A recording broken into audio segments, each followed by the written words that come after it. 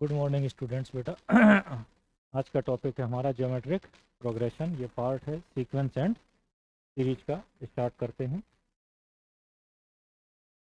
तो सबसे पहले समझते हैं ज्योमेट्रिक प्रोग्रेशन क्या होता है। ठीक, सपोज करें कोई लिस्ट ऑफ नंबर्स है हमारे पास, A1, A2, A3, an+1 and so on. ये कोई लिस्ट ऑफ नंबर्स है। अब इन नंबर्स में अगर ये पैटर्न हो, कौन सा पैटर्न हो, A2/A1 इक्वल टू A3/इक्वल to A4/A3 and so on equal to an+1/an equal to and so on. यानी कि क्या हो, कोई भी दो कंजिक्यूटिव टर्म्स का रेशियो कैसा हो जाए, सेम हो जाए। इसी क्वांटिटी को हम लोग बोलते हैं क्या, कांस्टेंट हो जाए। यानी कि कोई भी लिस्ट ऑफ नंबर्स हमको A1, A2, A3, A4 and so on given हो, और हम उसमें क्या ऑब्जर्व करें, कोई भी दो कंजिक्यूटिव टर्म्स लें, उनके बीच का रेशियो, जैसे कि हमने यहाँ पे लिखा है A1 और A2 है, कंजिक्यूटिव टर्म्स हैं तो A2/A1, या A2 और A3 दो कंजिक्यूटिव टर्म्स हैं तो A3/A2, ऐसे A3/A4 कोई भी दो कंजिक्यूटिव टर्म्स, जनरली हमने क्या ले लिया, an और an+1, तो इनका रेशियो an+1/an। ये सारे रेशियो कैसे हो जाएं, सेम हो जाएं। क्लियर है कि नहीं। यानी कि किसी भी लिस्ट ऑफ नंबर्स में अगर इस तरीके से उनके कंजिक्यूटिव टर्म्स का रेशियो क्या हो जाए, सेम हो जाए, इसको हम लोग बोल देते हैं कांस्टेंट। और जनरली इसका नोटेशन हम लोग क्या ले लेते हैं, आर। क्या ले लेते हैं रेशियो को, आर। ये कांस्टेंट हो जाए या सेम हो जाए, तो ये जो प्रोग्रेशन, ये जो लिखा हुआ A1, A2, A3, A4, ये कहलाता है ज्योमेट्रिक प्रोग्रेशन।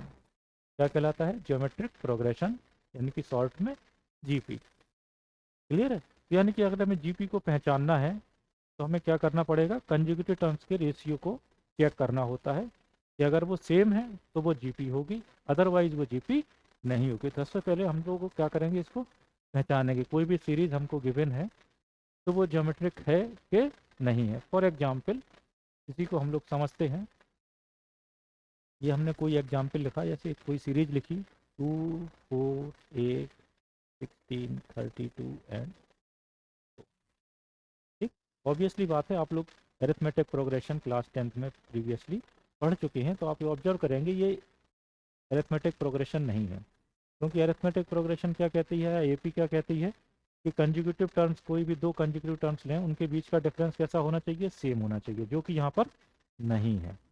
क्लियर है कि नहीं। आप देखेंगे यहाँ डिफरेंस 2 का है, इसमें डिफरेंस 4 का है, इसके बाद ये डिफरेंस 8 का है, फिर डिफरेंस 16 का है एंड सो ऑन। क्लियर है कि नहीं। तो ये डिफरेंस क्या है, सेम नहीं, यानी कि ये एपी नहीं है।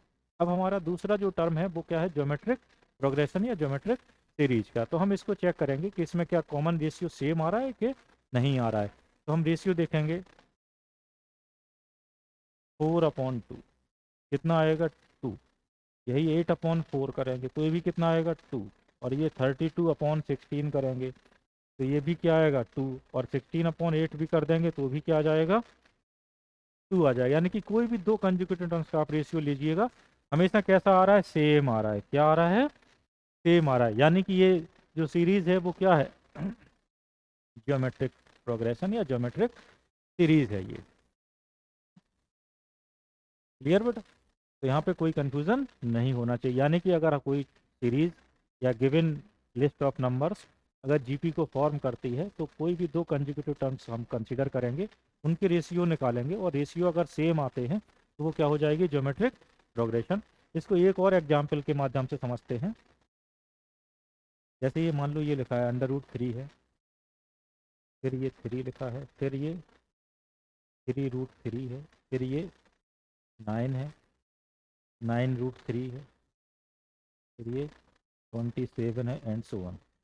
ये भी कोई हमको लिस्ट ऑफ नंबर गिवन है। अगर हम ये चेक करना चाहते हैं कि ये जीपी फॉर्म करती है कि नहीं करती है, तो हमें क्या देखना पड़ेगा, कंजुगेटिव टर्म्स का रेशियो चेक करेंगे। ठीक, तो हम यहाँ पे चेक कर लेते हैं।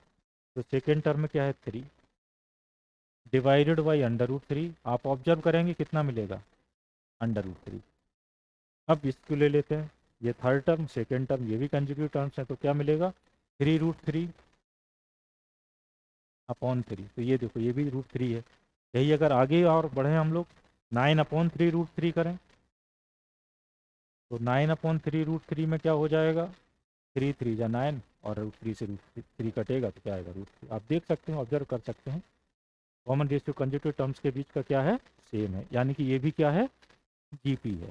तो सबसे पहले क्या करेंगे, हमें कोई अगर लिस्ट ऑफ नंबर्स गिवन है, सबसे पहले हम उसकी पहचान करते हैं कि वो जीपी है कि नहीं है। तो ज्योमेट्रिक प्रोग्रेशन की जब डेफिनेशन अब आपको समझ में आ गई होगी, अगर कोई लिस्ट ऑफ नंबर्स हो, if a1 a2 a3 an so and so on belongs to GP या are in GP, then a2 upon a1 equal to a3 upon a2 equal to a4 upon a3 and so on और same और constant. या इसको हम कैसे दूसरी language में भी कह सकते हैं, if ratio of any two conjugative terms of a series are same और constant then this series is called geometric progression. Clear है कि नहीं। तो ज्योमेट्रिक प्रोग्रेशन अब हमको समझ में आ गई ये क्या होती है, कैसे हम इसको पहचान करते हैं। तो हम क्या चेक करते हैं, रेशियो। ठीक, अब हम लोग इसके थोड़ा सा आगे बढ़ते हैं, नेक्स्ट स्टेप पे चलते हैं। ठीक, तो अब हम क्या समझेंगे, इसका जनरल टर्म। जनरल टर्म समझने के लिए अभी जो हमने सीरीज लिखी थी, अगर उसमें फर्स्ट टर्म a1 जैसे लिखा था, इसको हम लोग a सपोज कर लें, या सपोज कर लें a, और जो रेशियो था a2 अपॉन a1 या a3 अपॉन a2 या and so on an+1 upon an, ये लिखा हुआ था, इसको हम लोग मान लेते हैं क्या, r। क्या मान लेते हैं, r। ये आपका क्या है, कांस्टेंट है। ठीक, ऑब्वियसली बात है, रेशियो है, अगर r इक्वल टू 1 हो जाएगा तो ये सारे टर्म कैसे हो जाएंगे, same, a1 equal to a2 equal to a3 and so on.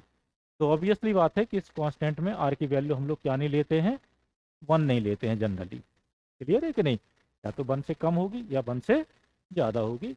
और अगर आप 1 ले लोगे तो क्या हो जाएंगे, सारे टर्म कैसे हो जाएंगे, सेम हो जाएंगे। तो फिर हमारे वो किसी मतलब के नहीं हो गए, सारे टर्म सेम हो गए। क्लियर है कि नहीं। तो हम लोग क्या कंसीडर करेंगे, a1 इक्वल टू a, और ये जो रेशियो है उसको मान लेते हैं r। इसको कहते हैं हम लोग कॉमन रेशियो। इसके लिए यहाँ पे जो वर्ड यूज किया जाता है, वो वर्ड क्या यूज किया जाता है, कॉमन रेशियो। कॉमन रेशियो को किससे डोनेट करते हैं, r से, और इसकी मीनिंग आपके सामने लिखी हुई है। अब जैसे कि हमने क्या लिखा हुआ है, a2 upon a1 equal to r, इसको अप्लाई करेंगे तो a2 इक्वल टू क्या मिलेगा, a1r। क्या मिलेगा, a1r। a1 को हमने फर्स्ट टर्म को a से सपोज कर लिया तो a2 इक्वल टू क्या आ गया, ar। क्लियर। इसी तरीके से अगर हम दूसरा रेशियो यूज करें a3 अपॉन a2, ये क्या मिलेगा, a3 इक्वल टू a2r, और a2 की वैल्यू क्या है, ar इंटू r, तो क्या हो गया, ar। क्लियर। एक और रेशियो ले लेते हैं, a4 upon a equal to r, तो a4 इक्वल टू क्या हो जाएगा, a3r, और a3 की वैल्यू ar² है, तो ये क्या हो जाएगा, ar² into r, that is ar3। Obviously बात है, अब आप समझ गए होंगे, अगर हमारे पास first term common ratio r है तो सेकेंड टर्म क्या है, ar, थर्ड टर्म क्या है, ar², फोर्थ टर्म क्या है, ar3। इसी प्रकार से अगर हम इन रेशियो का यूज करते जाएं nth टर्म तक, तो an क्या मिलेगा हमें, सिमिलरली अगर हम इनको यूज करते जाएं तो an। अब यहाँ पे नेचर समझिए, यहाँ पे a2 लिखा है तो r की पावर कितनी है, 1 है। यहाँ पे 3 लिखा हुआ है तो r की पावर कितनी है, 2। a सभी में सेम है। यहाँ पे 4 लिखा है तो r की पावर कितनी है, 3। एक कम है, क्या है, एक कम है। यानी कि अगर हम जनरल टर्म यहाँ पे लिखेंगे तो ar, एक कम कर देंगे n की पावर में तो n-1। This is called general term of GP. an equal to क्या हो जाएगा, ar⁻n-1। इसी को हम लोग स्टैंडर्ड नोटेशन में tn भी लिखते हैं। t stand for term, nth term. Clear है कि नहीं, क्या है ये, nth टर्म, ar⁻n-1। ए क्या है, फर्स्ट टर्म है किसी भी जीपी का, और r क्या है, उस जीपी का कॉमन रेशियो है। जनरली r की वैल्यू हम लोग 1 कंसीडर नहीं करते हैं। क्लियर है बेटा? यहाँ पे कोई कंफ्यूजन हो तो बताइए, ये क्या कहलाता है? nth term of a GP. Clear? अब इस जीपी को अगर हम लिखना चाहें स्टैंडर्ड टर्म में, किस प्रकार से लिखेंगे? कोई भी जीपी अगर हमें फॉर्म करनी है तो इसका फर्स्ट टर्म ए हो जाएगा, तो सेकेंड टर्म क्या हो जाएगा? A are. थर्ड टर्म क्या हो जाएगा? A r square. Fourth term a r cube, n nth term क्या हो जाएगा? A r to the power n minus one and so on. यानी कि कोई भी जीपी अगर स्टैंडर्ड जीपी हमको लिखनी है तो हम इस तरीके से सपोज कर सकते हैं। ए आर ये फर्स्ट टर्म हो गया, ये सेकेंड टर्म, ये third term, fourth term and so on. हम जितने चाहे उतने टर्म सपोज कर सकते हैं। यानी कि जब कभी हमें जीपी सपोज करनी हो तो जीपी सपोज करना भी हमें आना चाहिए। तो इस तरीके से जीपी होती है। आप इसमें देखेंगे कोई भी दो कंसेक्यूटिव टर्म्स लेंगे, रेशियो हमेशा क्या आएगा? सेम आएगा। क्लियर है कि नहीं? तो ये क्या है? General term of a GP. ठीक, और उसके अलावा जीपी कैसे कंस्ट्रक्ट करती है ये आपके सामने है। ये आपको बेटा लर्न करना है, आपको समझ में आना चाहिए, दिमाग में रखना चाहिए। फार्मूला से क्या होते हैं? क्वेश्चन सॉल्व होते हैं, हम इनका यूज करते हैं। ठीक, अब आगे बढ़ते हैं नेक्स्ट स्टेप में, sum of first n terms of GP. तो अभी हमने आपको जीपी लिख के बताई, n terms, first n terms की बात कर रहे हैं। लेट जो सम है उसको एस एन से डोनेट कर लेते हैं, और इसके जो टर्म अभी आपको लिख के बताए थे, a r square, a r cube plus and so on. nth term क्या हो जाएगा? A r to the power n minus one. अभी वाला हमने आपको जस्ट आपको बताया कि जीपी के अगर आपको n टर्म सपोज करने हो क्रम से, तो वो कौन से होते हैं? A r square, a r cube and so on, a r to the power n minus one. ये जीपी के कितने टर्म हो गए? n। और ये फर्स्ट n टर्म्स हैं क्योंकि शुरुआत से लिखा हुआ है, बीच कोई बीच मिडिल से कोई टर्म नहीं लिया हमने कि बीच से कुछ ले लिया हमने। जहाँ से शुरुआत हो रहा है वहाँ से हमने सीरीज लिखी हुई है। ठीक है, और अब हमारा इंटरेस्ट क्या है? इनका सम फाइंड आउट करना। क्या फाइंड आउट करना? सम फाइंड आउट करना। तो सम फाइंड आउट करने के लिए हम करते क्या है? इसमें आर का मल्टीप्लाई करते हैं, और आप देखेंगे ए आर, आर का ही तो डिफरेंस है। तो हम क्या करेंगे? इस सीरीज में आर का मल्टीप्लाई कर लेते हैं। किसका मल्टीप्लाई कर लेते हैं? आर का। आर का मल्टीप्लाई करेंगे तो इधर जब ए आर का मल्टीप्लाई होगा तो ये ए आर हो जाएगा। तो जो सेम टर्म है उसके सामने लिखेंगे। अब इसको, इसमें आर का मल्टीप्लाई करेंगे तो ये क्या हो जाएगा? A are. इसमें करेंगे तो ये क्या आ जाएगा? A r square. इसमें करेंगे तो ये क्या आ जाएगा? A r cube. यानी कि एक टर्म आगे शिफ्ट हो जाएगा। ठीक है कि नहीं? ऐसे इसके आगे अगर कोई टर्म आएगा तो क्या आएगा? यही सेम आएगा। और ये वाला टर्म कहाँ शिफ्ट हो जाएगा? यहाँ पे शिफ्ट हो जाएगा, आगे आर की पावर एन हो जाएगा। क्लियर? अब हम देख सकते हैं ये सारे टर्म कैसे हैं? बीच में सेम है। हम क्या करेंगे? आपस में इनको सब्ट्रैक्ट करेंगे। क्या करेंगे? सब्ट्रैक्ट करेंगे। ठीक है कि नहीं? सब्ट्रैक्ट यहाँ लिख देते हैं।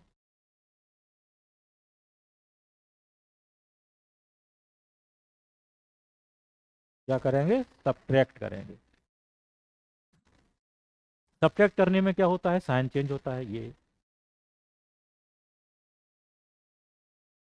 ये सारे टर्म क्या हो जाएंगे? कैंसिल हो जाएंगे, केवल ये बचेगा। और फिर अब हम जानते हैं कि सब्ट्रैक्ट करने में हम लोग करते क्या है? सम हमेशा पॉजिटिव ही रहेगा, पॉजिटिव टर्म्स है। तो यहाँ पे क्या करेंगे? छोटा और बड़े का डिपेंड, आर के ऊपर डिपेंड करने वाली ये सीरीज, ये बड़ा है कि छोटा है। अभी जैसे लिखा है वैसे ही कर लेते हैं। तो इसमें एस एन क्या दिख रहा है? S n minus r S n. Clear? यहाँ पे क्या बचेगा? ए। ये सारे टर्म खत्म हो गए, और लास्ट में क्या बचेगा? Minus a r to the power n. जैसा लिखा था हमने वैसे ही सब्ट्रैक्ट कर दिया, कोई दिमाग नहीं लगाया हमने। ठीक, यहाँ पे अब एस एन क्या है? कॉमन है। तो यहाँ पे क्या आ जाएगा? One minus r equal to, अभी ए है माइनस ए आर की पावर एन है, तो ए कॉमन हो जाएगा। तो क्या हो जाएगा? वन माइनस आर की पावर। ठीक, तो एस एन इक्वल टू क्या आ गया? A one minus r to the power n upon one minus r. ठीक है, अब आप देखते हैं जो सम है यहाँ पे टर्म अगर पॉजिटिव है तो इनका सीरीज का सम कैसा होना चाहिए? पॉजिटिव होना चाहिए। तो पॉजिटिव होने के लिए यहाँ पे आर की वैल्यू क्या कंसीडर की जाएगी? लेस देन वन, क्योंकि वन से सब्ट्रैक्ट कर रहे हैं, वन माइनस आर लिखा हुआ है। तो इस वाले केस में क्या लेते हैं हम? R less than one. ठीक, इसी चीज को अगर हम इसको उल्टा करके लिख दें, यानी कि यहाँ पे माइनस ऊपर भी कॉमन ले लें, माइनस नीचे भी कॉमन ले लें, तो इसको ऐसे लिखा जा सकता है। अब भी वही चीज रहेगी, कोई अंतर नहीं आएगा। और इस वाले के लिए क्या हो जाता है? R greater than one. अब ये पॉजिटिव इधर से हो जाएगा। हालांकि चाहे इसको यूज करो या इसको, कोई फर्क नहीं पड़ने वाला, क्योंकि ऊपर भी माइनस आएगा, नीचे भी माइनस आएगा, माइनस से माइनस कट जाएगा। क्लियर है कि नहीं? लेकिन जनरली हम इसको सही लिखने के तरीके के हिसाब से हम इसको ऐसे लिख लेते हैं, या तो इस तरीके से या इस तरीके से। जब फार्मूला इस तरीके से लिखा गया, आर माइनस वन करके लिखा गया है तो आर ग्रेटर देन वन होगा, और जब वन माइनस आर करके लिखा गया है तो क्या होगा, आर लेस देन वन होगा। क्लियर है? अगर आप ये करना भूल भी जाओ तो भी आपके आंसर पे कोई फर्क नहीं पड़ने वाला, अगर न्यूमेरिकल वैल्यूज गिवन है तो। क्लियर है कि नहीं? अदरवाइज आपको ध्यान देना पड़ेगा कि आपको क्या यूज करना है, आर की वैल्यू के ऊपर डिपेंड करेगा, हमको वन माइनस आर लिखना है कि आर माइनस वन लिखना है। क्लियर है कि नहीं? क्योंकि सम क्या लेते हैं, हमेशा पॉजिटिव आएगा, यहाँ पे पॉजिटिव टर्म्स हैं तो ऑब्वियसली बात है ये वन माइनस आर कैसा होना चाहिए, पॉजिटिव होना चाहिए। नेगेटिव हो जाएगा तो दिक्कत करेगा टेक्निकली, अदरवाइज न्यूमेरिकली आप निकालोगे तो आपको कोई दिक्कत नहीं होनी है। चाहे ये वाला फार्मूला यूज करो और चाहे ये यूज करो, दोनों से क्या आएगा, सेम आंसर आएगा। क्योंकि अगर नेगेटिव आएगा भी, कभी आप सोचो कि सम नेगेटिव आ गया, हमसे गलती हो गई, तो क्या होगा, माइनस ऊपर भी आएगा क्योंकि वन माइनस आर की पावर है ना, नीचे भी आएगा माइनस, तो माइनस माइनस क्या हो जाएगा, कट जाएगा। तो अल्टीमेटली आपका आंसर क्या आ जाएगा, सेम ही आ जाएगा।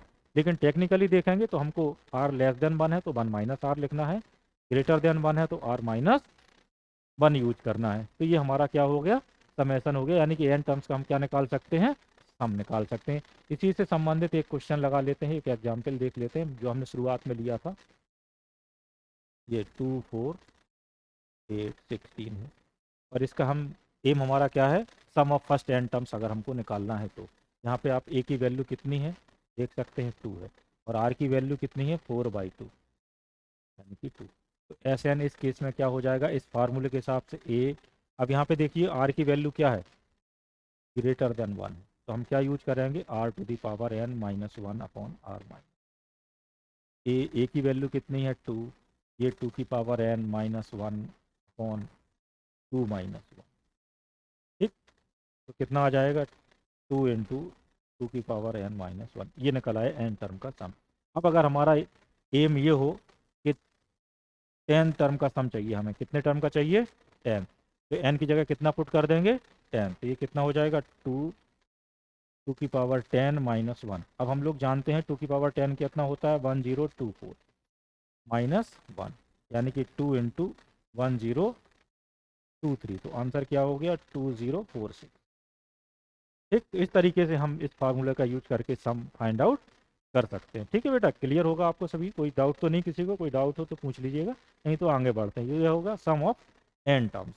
अब आगे बढ़ते हैं, आगे लिखा है सम ऑफ इनफाइनाइट जीपी। जैसा कि अभी आपने जीपी के नंबर ऑफ टर्म्स लिखे थे, हम एन के बाद रुके नहीं थे, बल्कि हमने जस्ट लगाया था।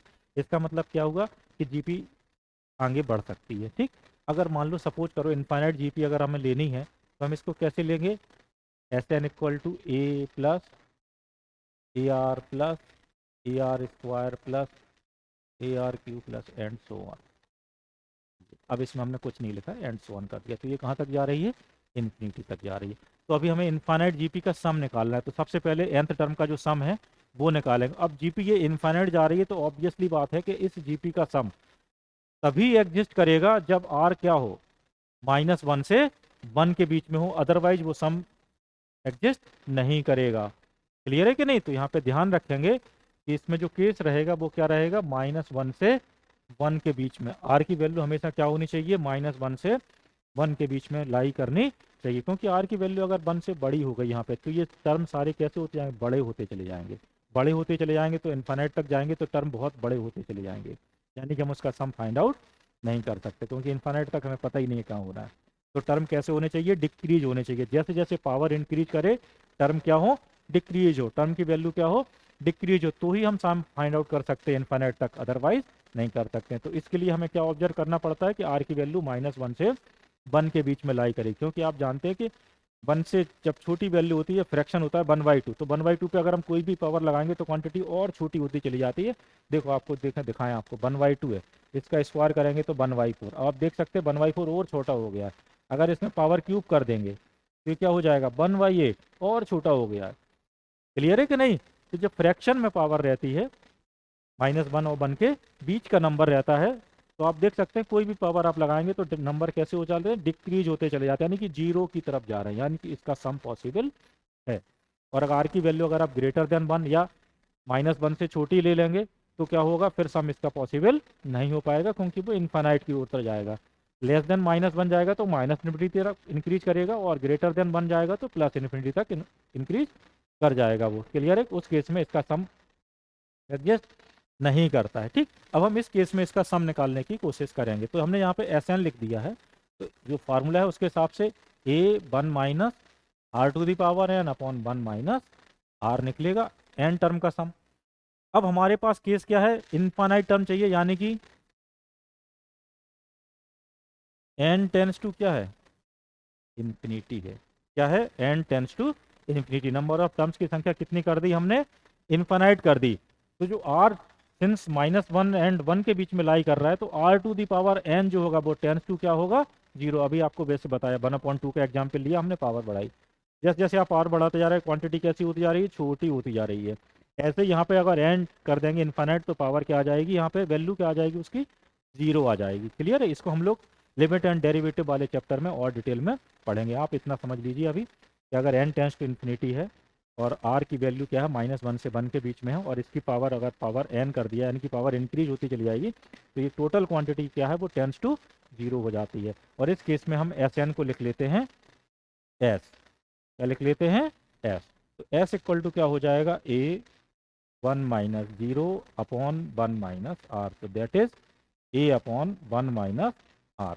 तो ये आपका क्या हो गया, फार्मूला हो गया, S equal to a upon 1 - r. ये याद रखेंगे, इसमें जो आर की वैल्यू वो क्या है, -1 से 1 के बीच में लाई करती है। इंपॉर्टेंट कंडीशन है, जब ये कंडीशन सेटिस्फाई होगी तभी ये इनफाइनाइट टर्म का सम निकलेगा, अदरवाइज इनफाइनाइट टर्म का सम एग्जिस्ट नहीं करता है। क्लियर है कि नहीं, तो यहाँ पे कोई कंफ्यूजन किसी प्रकार का नहीं होना चाहिए। तो इनफाइनाइट टर्म जीपी में सम तभी निकलेगा जब कॉमन रेशियो क्या हो, -1 से 1 के बीच में लाई करे। वेरी इंपॉर्टेंट कंडीशन है, इसको दिमाग में रखिएगा, क्योंकि अगर ये -1 के बीच में, -1 और 1 के बीच में लाई नहीं करेगा तो ये चीज़ हमको नहीं मिलेगी। ये आर की पावर एन टेंस टू 0 नहीं होगा, बल्कि क्या होगा, आर की power n tends to plus infinity और माइनस इन्फिनिटी। तो ये सम फिर एग्जिस्ट नहीं करेगा। क्लियर, कोई डाउट तो नहीं है बेटा यहाँ पे। चलिए तो अब आगे बढ़ते हैं, बात करते हैं ज्योमेट्रिक मीन की। ठीक है कि नहीं, जैसे एरिथमेटिक प्रोग्रेशन में हम लोगों ने क्या पढ़ा था, एरिथमेटिक मीन। तो यहाँ पे क्या है, ज्योमेट्रिक मीन। ठीक है कि नहीं, तो अभी सिंपल ज्योमेट्रिक मीन समझ लेते हैं। ज्योमेट्रिक मीन क्या कहता है, इफ ए बी सी ये कोई 3 नंबर हो, आर एन जी पी, अगर ये ज्योमेट्रिक प्रोग्रेशन में है, ठीक है कि नहीं, तो हमें क्या मिलेगा, b upon a equal to c upon b. Common ratio क्या होगा, सेम, यानी कि बी स्क्वायर इक्वल टू क्या मिलेगा, ए सी। क्या मिलेगा, ए सी। और इसी में अगर ए और सी अगर दोनों पॉजिटिव क्वांटिटी हैं, तो बी इक्वल टू क्या हो जाएगा, अंडर रूट ए सी। ए और सी दोनों कैसे होने चाहिए, पॉजिटिव। तो बी इक्वल टू क्या हो जाएगा, अंडर रूट ए सी। तो ये जो लिखा है, this is called geometric mean. क्या कहलाता है, ज्योमेट्रिक मीन। यानी कि इसको अगर दूसरी लैंग्वेज में लिखें, इस प्रकार से लिखेंगे, if G be the geometric mean of a and b, then a b b are in G P. Clear है कि नहीं, तो ज्योमेट्रिक मीन का मतलब क्या है, उसके बीच में नंबर आएगा। किस में आएगा, बीच में नंबर आएगा, और क्या फॉर्म करेगा, ए जी बी। क्या फॉर्म करेगा ये, जी पी, ज्योमेट्रिक प्रोग्रेशन। आपके सामने ऊपर लिखा हुआ है, तो यहाँ पे क्या मिलेगा हमें, G square equal to a b, या G equal to under root a b. Clear, तो this is called geometric mean of two number. इस कंसेप्ट को हम लोग एक्सटेंड भी कर सकते हैं एन टर्म्स को, उसको हम लोग बेटा नेक्स्ट टर्म पे या किसी और टर्म पे उसको स्टडी करेंगे डिटेल में, इसके ज्योमेट्रिक मीन को और अरिथमेटिक मीन के इसके साथ रिलेशन को। अभी यहाँ को यहीं पर इसको रोकते हैं, आगे बढ़ते हैं हम लोग। इसके जो क्वेश्चंस हमने जो पढ़े हैं, उन क्वेश्चंस को कुछ सॉल्व करते हैं। क्लियर है कि नहीं, तो ये क्या हो गया, geometric mean under root a b. अब यहाँ पे अंडर रूट लगाया, तो ऑब्वियसली बात है ये तभी एग्जिस्ट करेगा जब अंदर की क्वांटिटी कैसी हो, पॉजिटिव हो। तो ये ध्यान रखिएगा, अंदर क्वांटिटी कैसी आनी चाहिए, पॉजिटिव, तभी ये एग्जिस्ट करेगा, नहीं तो ये एग्जिस्ट नहीं करेगा। ठीक है, और ध्यान रखिएगा इस कंडीशन को। तो आगे बढ़ते हैं, ये अब कुछ क्वेश्चन हैं प्रीवियस ईयर्स के बेटा, ये 2015 का क्वेश्चन है। क्वेश्चन आपके सामने है, the sum of third and fourth terms of a GP is 60 and the product of its first 3 terms is 1000। If the first term of this GP is positive then its seventh term is. बिल्कुल simple question है। देखिएगा जो हम लोगों ने अभी पढ़ा है उसका यूज करते हैं। सबसे पहले क्या दिया है, sum of third and fourth term. तो सबसे पहले थर्ड टर्म, अभी आपको जो फार्मूला बताया nth टर्म का क्या बताया, a r to the power n minus one. तो थर्ड टर्म क्या हो जाएगा, a r square. Third term क्या हो जाएगा, a r square. Fourth term क्या हो जाएगा, ए आर क्यूब। और इनका क्या निकालना है, सम। ये किसके इक्वल है, 60 के। अब इसमें देखो ए आर स्क्वायर कॉमन है, तो ए आर स्क्वायर कॉमन ले लीजिए, तो क्या बचेगा, 1 प्लस आर इक्वल टू क्या हो जाएगा, 60। ये सपोज कर लेते हैं, ये क्वेश्चन नंबर 1 हो गया। ठीक। दूसरी कंडीशन क्या कह रही है, and the product of its first three terms. First three terms GP के क्या होंगे, पहला टर्म हो जाएगा ए, दूसरा टर्म ए आर, तीसरा टर्म ए आर। यही होगा first three term, a are और ए आर स्क्वायर। ये कितना हो गया, इज 1000। क्लियर है कि नहीं, कितना गिवन है, 1000 है। अब आप यहाँ पे देखेंगे तो ये क्या हो जाएगा, ए क्यूब मल्टीप्लाई करेंगे तो ये क्या हो जाएगा, ए क्यूब। और आर स्क्वायर आर का मल्टीप्लाई करेंगे तो ये भी हो जाएगा, और ये 10 की पावर 3 हो जाएगा। तो ये हमें वास्तव में ए आर इक्वल टू कितना मिल गया, 10।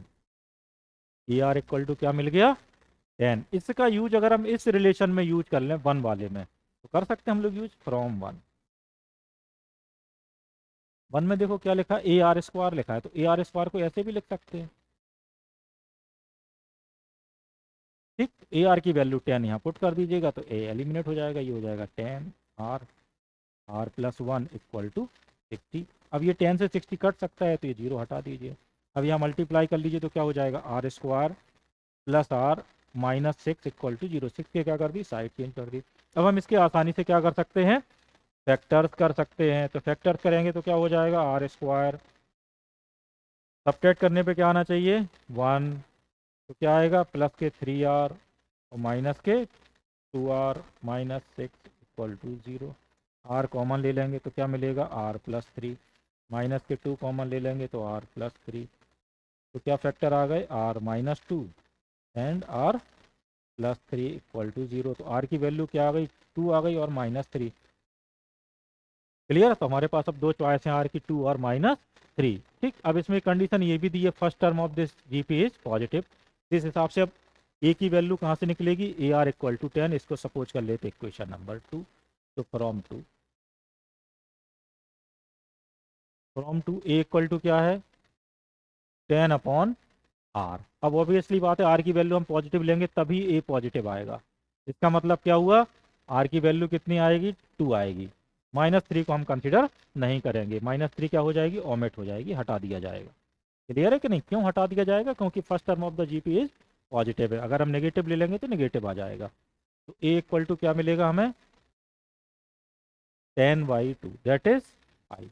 तब हमारे पास ए भी है, आर भी है, और हमसे क्या पूछा गया है, सेवेंथ टर्म। तो आपके फार्मूले में पुट करेंगे, ए 7 इक्वल टू क्या हो जाएगा, a r to the power 6। A r to the power 6, a की वैल्यू कितनी है, 5 है। R to the power 6, r की वैल्यू कितनी है, 2, 2 की पावर 6 कितना हो जाएगा, 5। 2 की पावर 6 कितना होता है, 64। मल्टीप्लाई कर लीजिए, ठीक है, कितना आ जाएगा आंसर, 320। तो 320 आपका ये ऑप्शन है। ये जीरो थोड़ा सही नहीं दिखाई दे रहा है, इसको सही से लिख लेते हैं।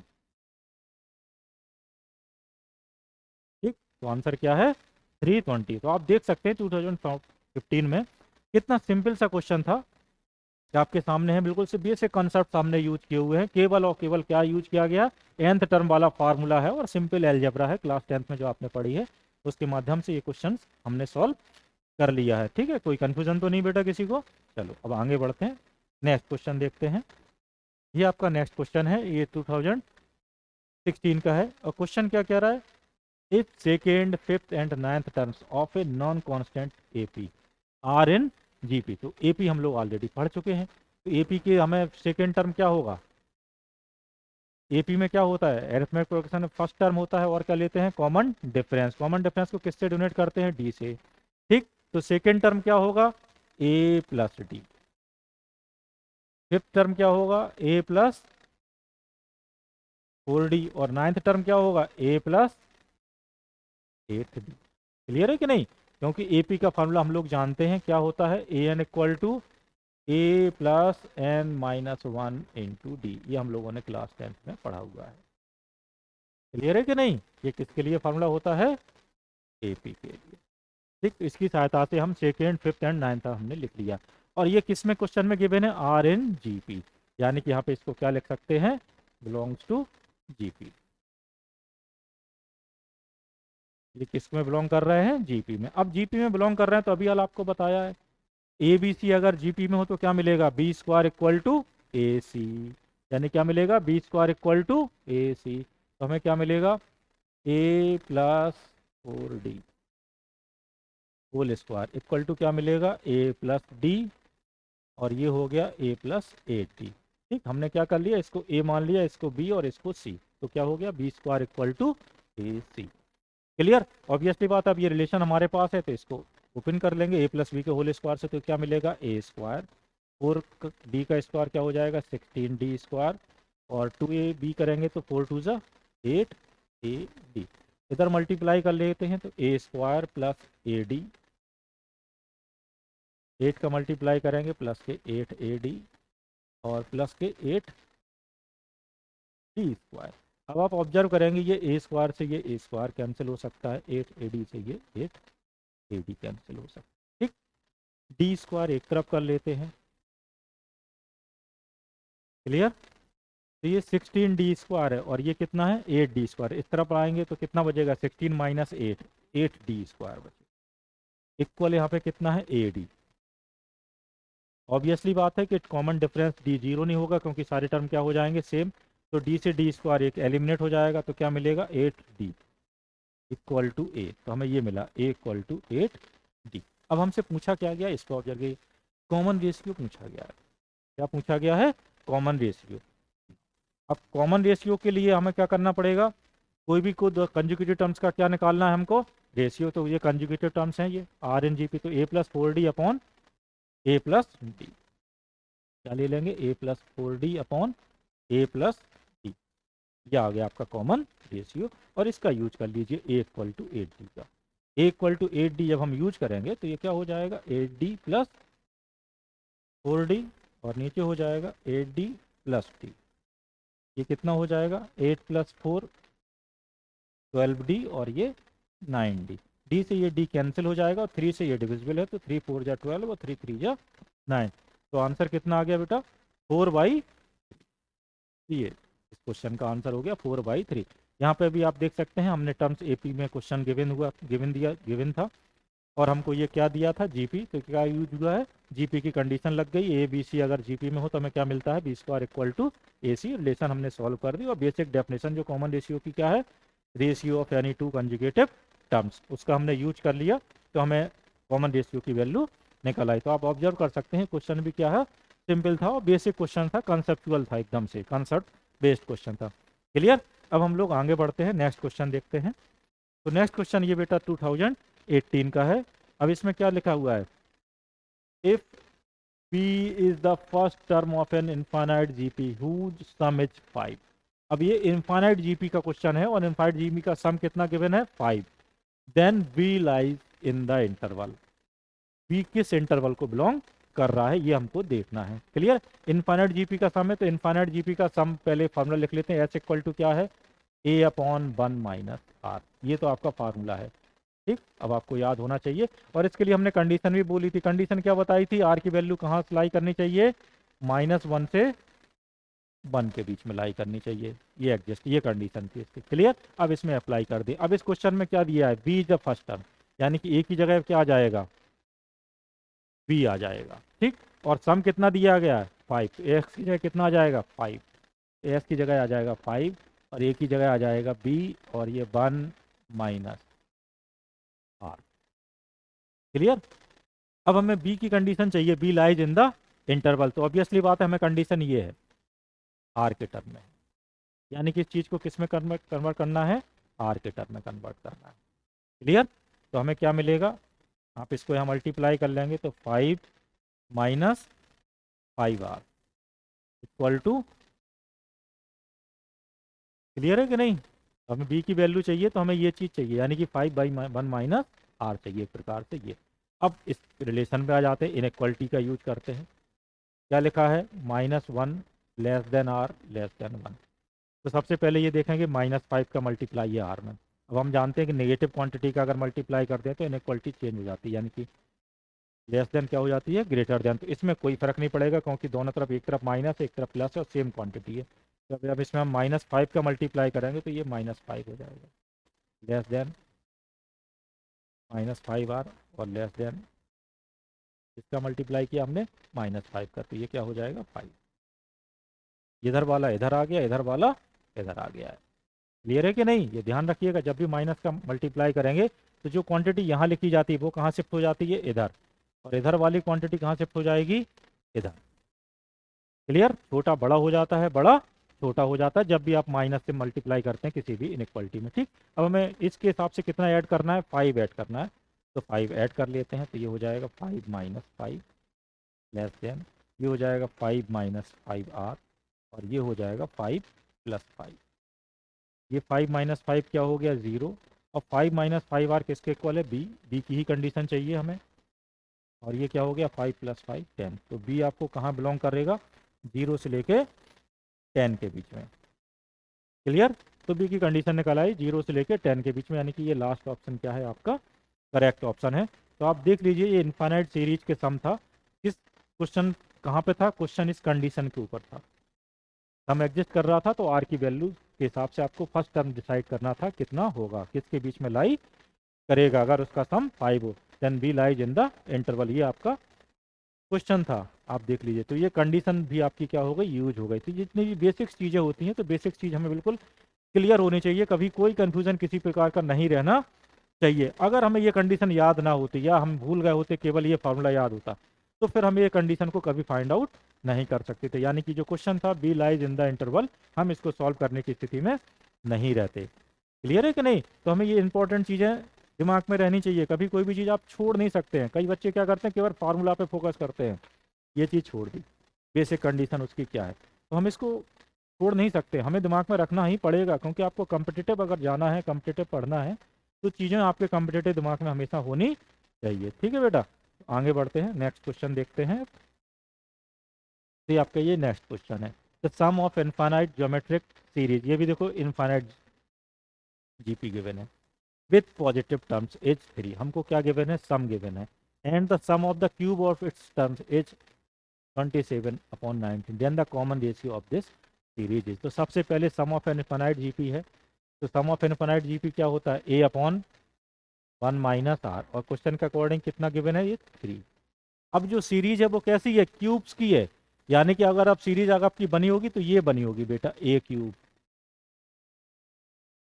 ए आर का क्यूब, है ना। और ये इसकी पावर ए, ढंग से लिख लीजिए, ए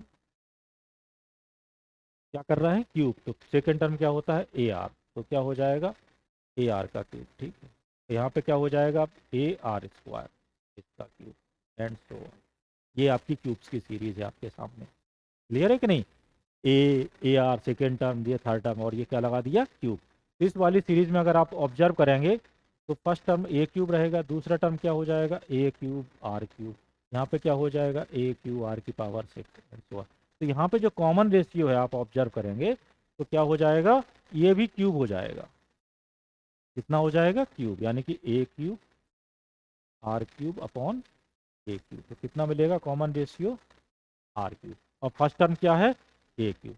तो इस वाले केस में जो सम होगा a/1 माइनस आर, तो ए की जगह क्या आएगा, ए क्यूब, और 1 माइनस आर की जगह क्या आएगा, आर क्यूब। ये आएगा इसका सम। और क्वेश्चन के अकॉर्डिंग ये सम कितना है, 27/19, इसके इक्वल है 27/19। और ये क्या है, a/1 माइनस आर है। अब हमसे क्या पूछा गया, कॉमन रेशियो पूछा गया, तो ऑब्वियसली बात है हमें ए एलिमिनेट करना पड़ेगा इन दोनों रिलेशन में। तो यहाँ पे ए क्यूब लिखा है तो इसको भी क्यूब कर देते हैं। तो ये क्या हो जाएगा, a cube upon 1 minus r का होल इक्वल टू 3 का क्यूब। और 3 का क्यूब कितना हो जाएगा 27। ठीक, अब इन दोनों रिलेशंस को आपस में क्या कर लेते हैं, डिवाइड कर लेते हैं, ताकि ये क्यूब क्या हो जाए, कैंसिल हो जाए। तो हमें क्या मिलेगा यहाँ पर, ऑब्जर्व करेंगे a cube upon 1 minus r का होल क्यूब, और नीचे क्या आ जाएगा a cube upon 1 minus r cube. ठीक, इक्वल टू क्या है, इसकी वैल्यू है 27 और यहाँ पे वैल्यू है 27 अपॉन 19। तो आप देख सकते हैं ये ए क्यूब से ए क्यूब कैंसिल हो जाएगा। ठीक, फ्रैक्शन यूज करेंगे तो 1 माइनस आर का क्यूब कहाँ पहुंच जाएगा, ऊपर, और ये 1 माइनस आर का होल क्यूब कहाँ आ जाएगा, नीचे। यहाँ पे ये 27 से 27 कैंसिल हो जाएगा, 19 कहाँ पहुंच जाएगा, ऊपर। क्लियर। अब इसको a माइनस बी के होल क्यूब से हम लोग ओपन कर सकते हैं, तो a माइनस बी के होल क्यूब से ओपन कर दीजिए, तो a माइनस बी, फिर क्या होता है a square plus b square plus a b. ठीक, नीचे 1 माइनस आर एक बाहर निकाल लीजिए, तो अब क्या बचेगा 1 माइनस आर का होल स्क्वायर। तो इसको भी लिख लेते हैं 1 square a square plus b square minus के 2ab, यानी कि 2 इंटू 1 इंटू आर, ये इधर आ जाएगा इक्वल टू 19। अब आप देख सकते हैं ये 1 माइनस आर से 1 माइनस आर क्या हो गया, कैंसिल, और क्रॉस मल्टीप्लाई कर लीजिए। यहाँ पे क्रॉस मल्टीप्लाई करेंगे तो हमें क्या मिलेगा, 1 plus r square plus r equal, इसमें कितने का मल्टीप्लाई है 19 का, तो ये 19 हो जाएगा, 19 आर स्क्वायर हो जाएगा, और 19 टू जा 38 आर हो जाएगा। ठीक, अब एक साइड लिख लेते हैं, इसको इस साइड चेंज कर देंगे, तो आर स्क्वायर इधर जाएगा तो कितना मिलेगा 18 आर स्क्वायर, ये आर है इधर जाएगा तो ऐड हो जाएगा, तो माइनस के 39 आर हो जाएगा। ठीक, और ये 19 है, ये प्लस के 1 इधर आएगा तो सब्ट्रैक्ट हो जाएगा, तो प्लस का 18 हो जाएगा इक्वल टू 0 हो जाएगा। ठीक है कि नहीं, तो आपके सामने आ गया 18 r square minus 39 r plus 18। अब आप देख सकते हैं ये कितने से डिविजिबल हो रहा है, 3 से डिविजिबल दिखाई दे रहा है मुझे, तो ये तो 3 से डिवाइड कर दीजिए, 3 से डिवाइड करेंगे तो ये 6 आर स्क्वायर, ये 13 हो जाएगा, और ये प्लस के 6 इक्वल टू 0। तो ये क्वाड्रेटिक बनी जिसका हम लोग आराम से फैक्टर कर सकते हैं। क्लियर है कि नहीं, 6 आर स्क्वायर माइनस 13 आर, 6 6 का कितना होता है 36 के फैक्टर करने हैं कि ऐड करने पर कितना है 13, तो 9 और 4 हो जाएगा, कितना हो जाएगा 9 और 4, तो ये हो जाएगा 6 r square minus 9 r minus 4 r plus 6 equal to 0। कितना कॉमन है यहाँ पे 3 आर, तो 3 आर कॉमन लेंगे तो 2 आर माइनस 3, यहाँ पे 2 कॉमन हो जाएगा तो 2 आर माइनस 3, तो हमें क्या मिला 2 आर माइनस 3 कॉमन हो जाएगा, और यहाँ पे क्या आ जाएगा 3 आर माइनस 2, तो यहाँ पे 2 आर माइनस 3 इक्वल टू 0, और 3 आर माइनस 2 इक्वल टू 0। तो आर की वैल्यू क्या आ गई 3/2, और इससे वाले से क्या मिलेगी 2/3।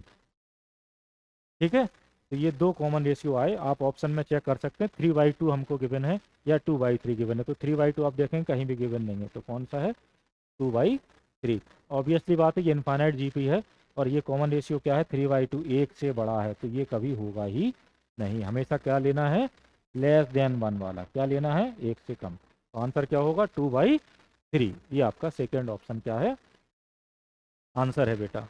क्लियर, कोई कंफ्यूजन तो नहीं बेटा, यहाँ पे किसी प्रकार की समझने में कोई समस्या हो, क्लियर। ठीक, एक लास्ट क्वेश्चन और है, ये अब आपके लिए एज ए होमवर्क है, आप देखिए ये क्वेश्चन,